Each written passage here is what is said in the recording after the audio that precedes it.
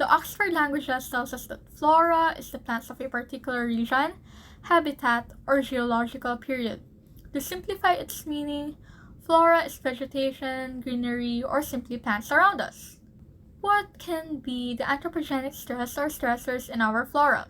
They are climate change, extensive use of herbicides and pesticides, nutrient pollution, and increased human access to remote lakes, which contribute to changes in littoral zone function.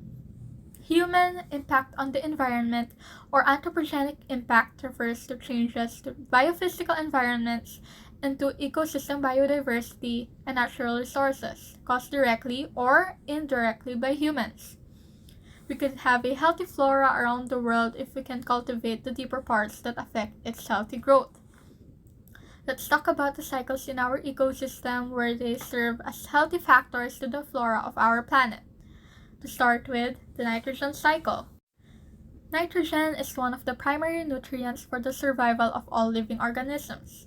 It is a necessary component of many biomolecules including proteins, DNA, and chlorophyll. Although nitrogen is very abundant in the atmosphere as the nitrogen gas, it is largely inaccessible in this form to most organisms, making nitrogen a scarce resource and often limiting primary productivity in many ecosystems.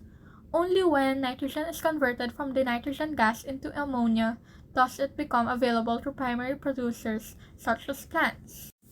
Nitrogen gas makes up nearly 80% of the Earth's atmosphere, yet nitrogen is often the nutrient that limits primary production in many ecosystems.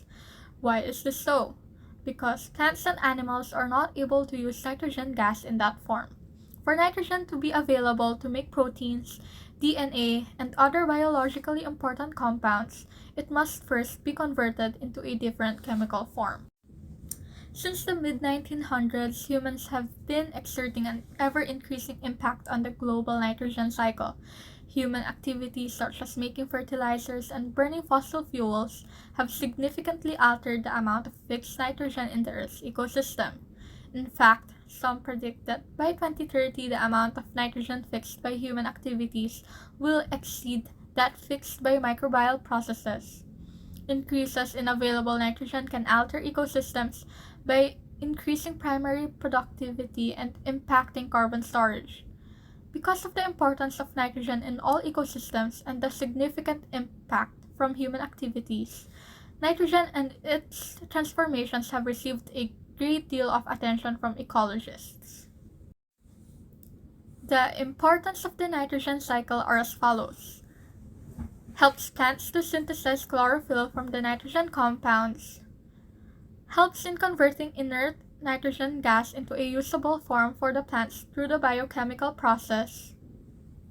In the process of ammonification, the bacteria help in decomposing the animal and plant matter, which indirectly helps to clean up the environment.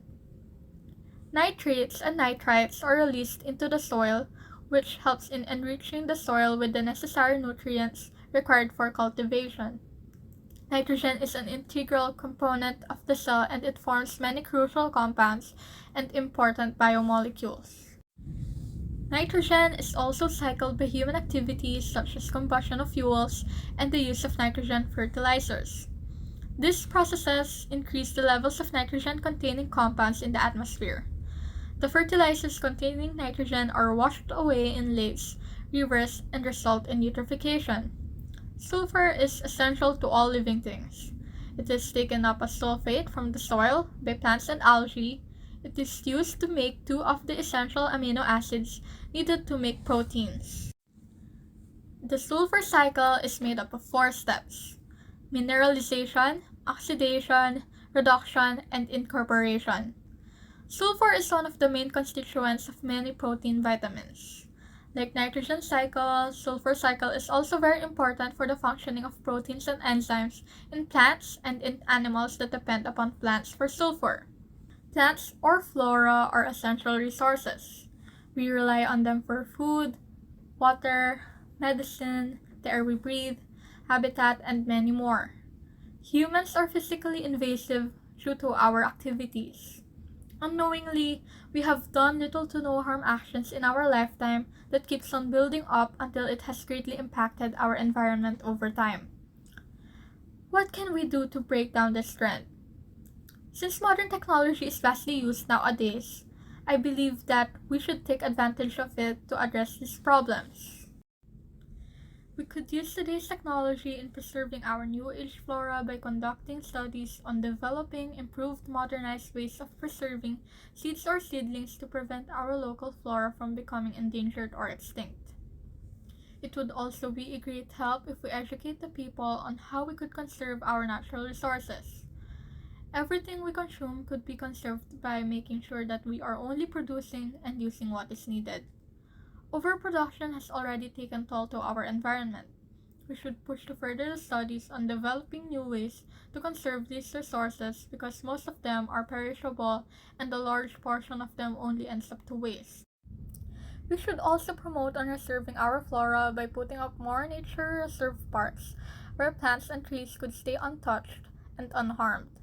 It would also be beneficial if each city or community could put up small urban reserve parks since green spaces are being invaded already and turned into commercial use. With today's technology, we could also improve how information dissemination drives are being done.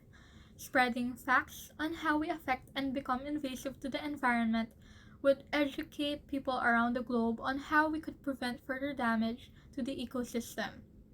As a student who just stays at home and has very little resources, I can use my knowledge in using cyberspace to support environmental groups with their causes. I can help in propagating information by using social media platforms to increase awareness and donating anything I could to support such causes. I believe that with these small acts, everything would turn out greater than we could imagine in the long run. If each one of us would take part in preserving, conserving, and reserving our flora in this digital age, it could result to a 180-degree turn on how we have been ignorantly invasive to our ecosystem.